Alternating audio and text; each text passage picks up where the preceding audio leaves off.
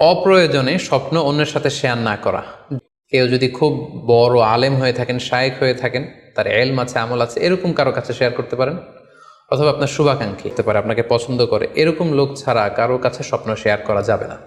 সুনানি তিরমিজিতে একটা হাদিস এসছে যেখানে আল্লাহ রাসূল সাল্লাল্লাহু আলাইহি সাল্লাম বলেছেন যে তোমাকে পছন্দ করে এমন কারো কাছে ছাড়া স্বপ্ন শেয়ার করবে না। এর কারণ হচ্ছে, আমরা আগেই বলেছি যে আপনি স্বপ্নে যদি ভালো কিছু দেখে থাকেন, এটা এমন কারো কাছে যদি শেয়ার করেন যে আপনাকে পছন্দ করে না, তাহলে আপনি হিংসার শিকার হতে পারেন। এক্ষেত্রে মুস্তাদরাকে হাকামে একটি চমৎকার হাদিস উল্লেখ হয়েছে, সেটি হচ্ছে স্বপ্নের ব্যাখ্যা তেমনই হয়ে থাকে যেমন এটার ব্যাখ্যা করা হয়। এই ব্যাপারটা কিন্তু সাধারণ কোনো কথা নয়, কোনো জ্ঞান নেই স্বপ্নের ব্যাপারে। হুট করে তার কাছে স্বপ্নের ব্যাখ্যা জানতে চাইলেন, আর তিনিও হুট করে এমন একটা ব্যাখ্যা করে দিল, ফলে দেখা যাবে উনি যেটা ব্যাখ্যা করেছেন সেটাই ঘটবে আপনার জীবনে। তো ব্যাখ্যা যদি কেউ করতে চান, আপনি ভালো ব্যাখ্যা করবেন, জেনে শুনে বুঝে শুভাকাঙ্ক্ষী হয়ে সুন্দর ব্যাখ্যা করবেন।